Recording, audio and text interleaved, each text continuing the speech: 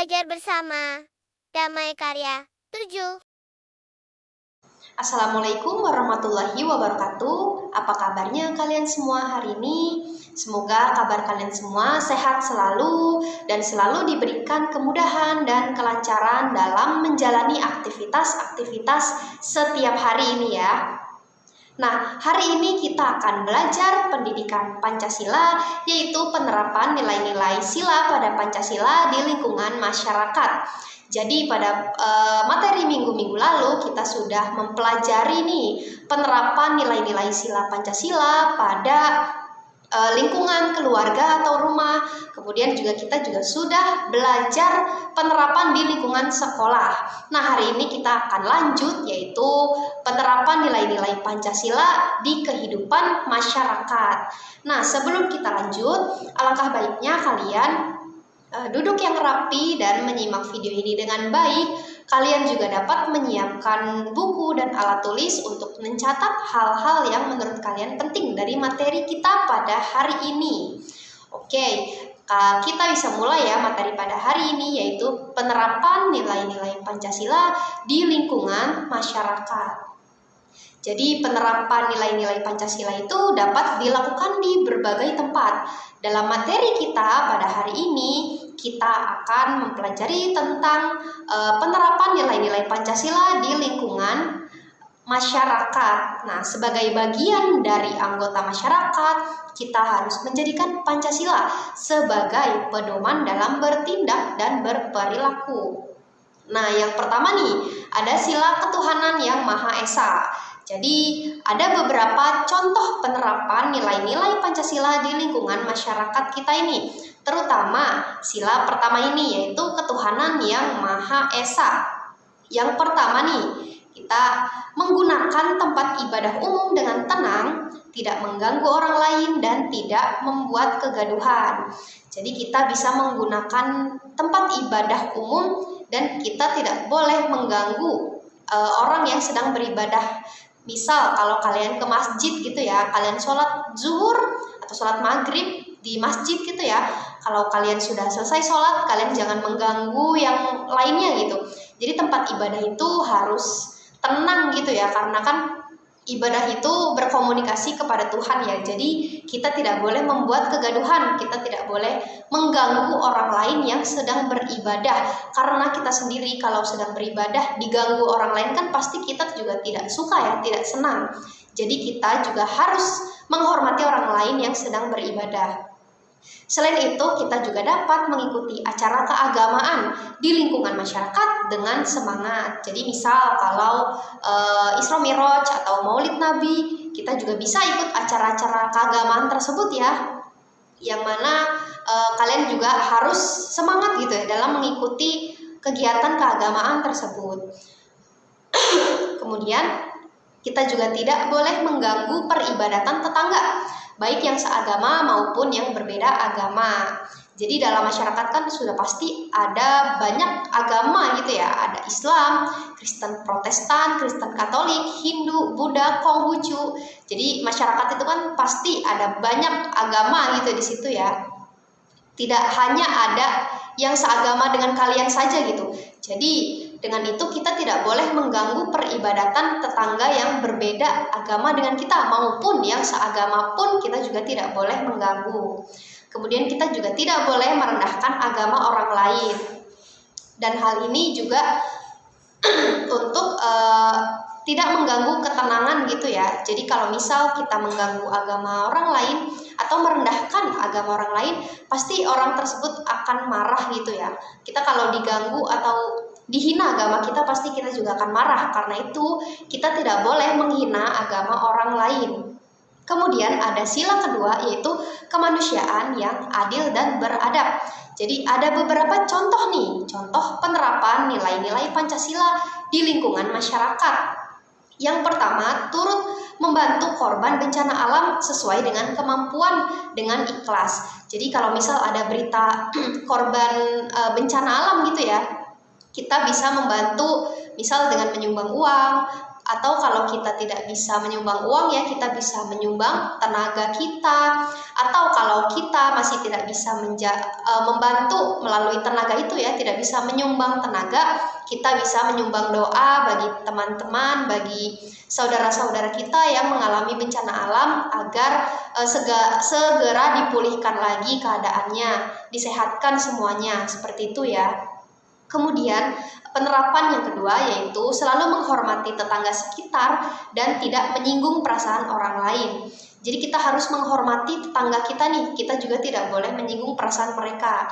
Jadi kadang kalau di Indonesia itu kan banyak basa-basi atau bercanda yang kelihatannya tuh akrab gitu ya, padahal terkadang itu sudah menyentuh ranah hati gitu, sudah menyinggung perasaan seseorang. Jadi itu tidak boleh ya.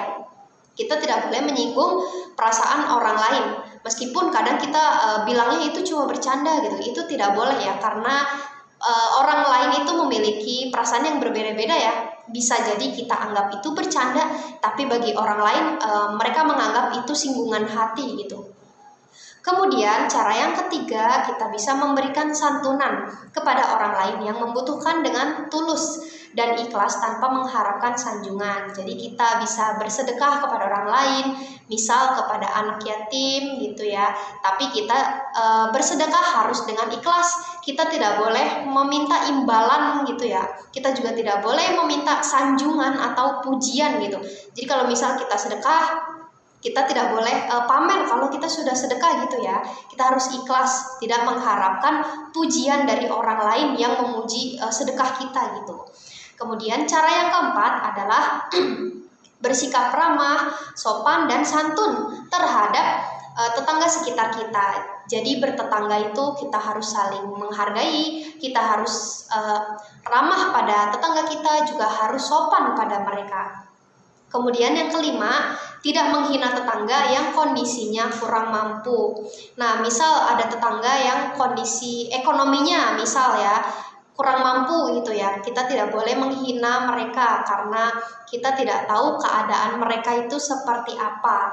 Jadi kalau misal ada tetangga kita yang kondisi ekonominya kurang mampu ya, kalau kita tidak bisa menolong mereka, alangkah baiknya kita diam saja atau tidak usah menghina tetangga tersebut ya, daripada nanti malah membuat tetangga tersebut tersinggung gitu ya. Kemudian cara yang keenam adalah selalu meminta izin jika ingin meminjam barang tetangga dan segera mengembalikan barang tersebut setelah memakainya.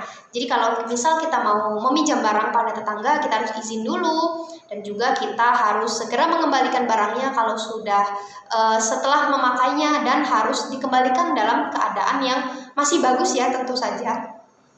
Kemudian yang ketujuh adalah tidak lupa mengucapkan terima kasih ketika kita menerima bantuan dari orang lain. Jadi kalau orang lain membantu kita, jangan lupa ucapkan terima kasih sudah membantu ya. Kemudian pada sila ketiga yaitu Persatuan Indonesia, ada beberapa contoh penerapan nilai-nilai Pancasila di lingkungan masyarakat ini. Yang pertama, mengikuti setiap aturan yang berlaku di lingkungan masyarakat dengan tertib dan disiplin. Nah, bayangkan apabila ada yang tidak mengikuti aturan dengan baik ya, pasti akan terjadi kegaduhan di lingkungan tersebut. Kemudian cara kedua, tidak boleh membedakan tetangga yang berbeda suku, ras, golongan, agama, dan perbedaan-perbedaan lainnya. Jadi Indonesia itu kan terdiri atas berbagai suku, bangsa, agama, ras, dan sebagainya. Kita pasti memiliki banyak perbedaan keseragaman gitu ya, perbedaan-perbedaan di mana kita dan tetangga kadang tuh bisa membuat gaduh sedikit gitu ya. Jadi untuk itu kita tidak boleh membeda-bedakan tetangga ya. Kita harus menyamaratakan gitu dengan adil gitu. Tidak boleh membeda-bedakan tetangga yang suku ini, suku itu, dan sebagainya. Kemudian cara ketiga yaitu saling membantu dan bekerja sama antar warga masyarakat dan membina kerukunan. Kemudian kita bisa selalu membeli produk buatan lokal demi terwujudnya kesejahteraan masyarakat lokal. Jadi kita bisa membeli barang-barang lokal UMKM kita ya untuk memajukan rakyat kita sendiri juga.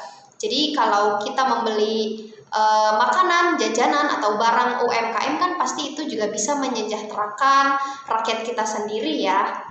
Kemudian yang kelima, kita bisa mempelajari dan mencintai kebudayaan daerah dengan cara ikut melestarikan kebudayaan. Jadi kita tidak boleh lupa pada budaya kita ya, budaya Indonesia. Ada banyak sekali budaya yang bisa dilestarikan. Kalian kalau di sekolah misal bisa ikut belajar tari ya, tari saman untuk melestarikan agar tari saman, budaya tari saman ini tetap lestari gitu ya. Kemudian juga kita harus selalu menjaga kebersihan lingkungan dengan tidak membuang sampah di sembarang tempat dan hal-hal lain yang dapat merusak lingkungan. Jadi kita tidak boleh membuang sampah sembarangan ya, sembarangan di jalanan, di saluran air, di sungai dan sebagainya. Kita harus menjaga lingkungan kita karena kalau kita membuang sampah sembarangan, nanti kalau hujan bisa banjir dan nanti malah kita sendiri yang repot ya kalau banjir. Nah, untuk sila keempat yaitu kerakyatan yang dipimpin oleh hikmat kebijaksanaan dalam permusyawaratan perwakilan. Nah, ini ada beberapa contoh penerapan nilai-nilai pada sila keempat ini. Yang pertama yaitu selalu memutuskan solusi suatu masalah di lingkungan masyarakat dengan musyawarah. Jadi kalau ada suatu masalah ya di masyarakat, di lingkungan masyarakat, kita bisa memecahkan masalah tersebut melalui musyawarah. Karena dalam musyawarah kan kita semua dikumpulkan gitu ya. Semua orang bisa memberikan pendapat mereka masing-masing. Jadi kita bisa mendapatkan solusi dari kegiatan tersebut yaitu si musyawarah. Kemudian kita dapat turut berpartisipasi dalam pemilihan ketua RT, RW, dan sebagainya. Kemudian kita dapat selalu menjaga sikap santun pada saat musyawarah sedang berlangsung. Jadi kalau musyawarah sedang berlangsung, kalau ada yang sedang memberikan pendapatnya, kita jangan menyelanya, kita jangan memotong ucapannya. Kita harus tunggu orang tersebut menyelesaikan pendapatnya terlebih dahulu. Kemudian yang keempat, menerima setiap keputusan hasil musyawarah dengan ikhlas dan besar hati. Jadi apabila kita memberikan pendapat, tapi di akhir musyawarah pendapat kita tidak dipakai gitu ya, kita harus ikhlas dan besar hati. Karena itu merupakan hasil keputusan bersama ya, jadi kita harus melaksanakannya dengan ikhlas dan besar hati.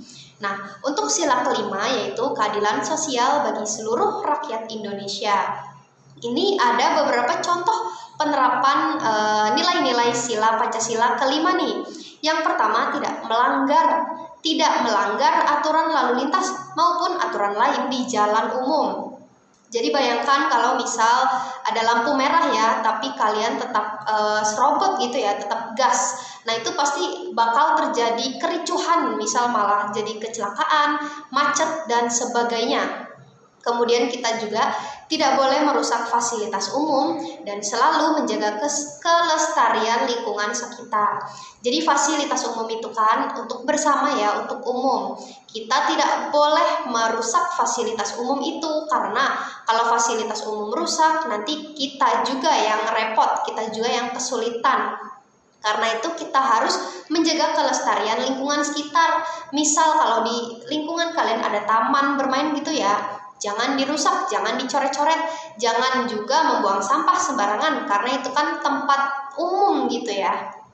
Kemudian yang ketiga, menghargai hasil karya orang lain dengan selalu membeli karya asli dan bukan bajakan. Kemudian yang keempat, tidak menuntut hak sebelum melakukan kewajiban dan tanggung jawab dengan baik. Jadi kan hak dan kewajiban itu tidak dapat dipisahkan ya. Kalian harus melaksanakan kewajiban kalian dengan penuh tanggung jawab untuk baru bisa menuntut hak kalian. Jadi jangan kalian menuntut hak tapi kalian malas untuk melakukan kewajiban yang harus kalian lakukan. Dan yang terakhir, yang kelima, ikut berpartisipasi dalam kegiatan sosial dengan ikhlas tanpa paksaan. Jadi kalau ada kegiatan sosial, kalian dapat mengikuti kegiatan tersebut dengan catatan kalian harus ikhlas tanpa paksaan ya. Tapi kalau kalian misal tidak mau ikut ya, tidak apa-apa. Asal kalau ikut kalian harus ikhlas gitu ya, tidak mengeluh dan sebagainya. Nah, baik, itulah materi kita pada hari ini tentang penerapan sila-sila Pancasila di lingkungan masyarakat. Semoga kalian dapat menerapkan contoh-contoh yang sudah disebutkan ini ya. Baik, terima kasih untuk kalian yang telah menyimak materi hari ini dengan baik. Terima kasih. Wassalamualaikum warahmatullahi wabarakatuh.